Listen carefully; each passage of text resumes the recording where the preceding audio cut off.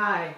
First, I want to congratulate all of you. Every day I look forward to reading your comments on the discussion board. Rich in insights, so supportive of one another. I'm truly finding that gratifying and illuminating, and I hope you are as well. I wanted to talk to you today, though, primarily about the first reading response. It seems like every time I give you a compliment, I turn around and say, oh, by the way, there's something else that's due. I'm sure you all know that the first reading response paper is due at midnight on Friday. So I wanted to talk to you a bit more about it and to hopefully prompt your thinking on it. I'm really fascinated with the issue of multiple literacies.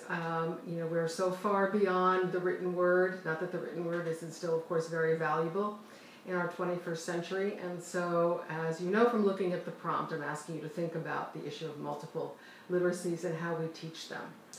One of the ways that I've gotten much more interested in this topic is through volunteer work that I'm doing at the Amherst Cinema, a program called See, Hear, Feel, Film, which is designed for third graders and is used across the country, where third graders come to the movies and watch films and become film critics and also screenwriters, collaborating and also working individually to develop faith in themselves both as critics and as writers. It's a wonderful way to integrate both learning to be a critic of the visual as well as empowered to think that you too can be a filmmaker, can be a writer, that your thoughts as expressed in any way that you want to and can really matter.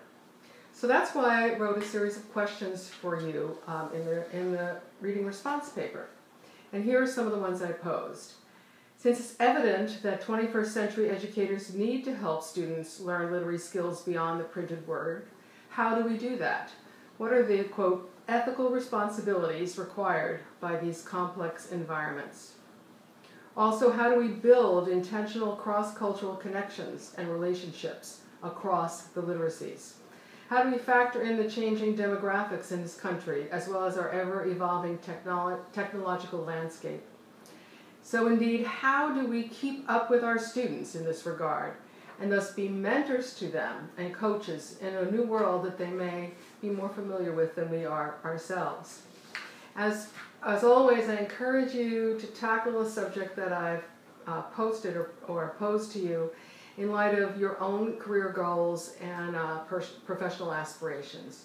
As always, please do bring in personal experiences and reflections, both either through your work or your own developmental experience, but keep in mind the necessity to attach experience to evidence-based practice and research, and to cite that research in your paper. Good luck. I look forward to reading them.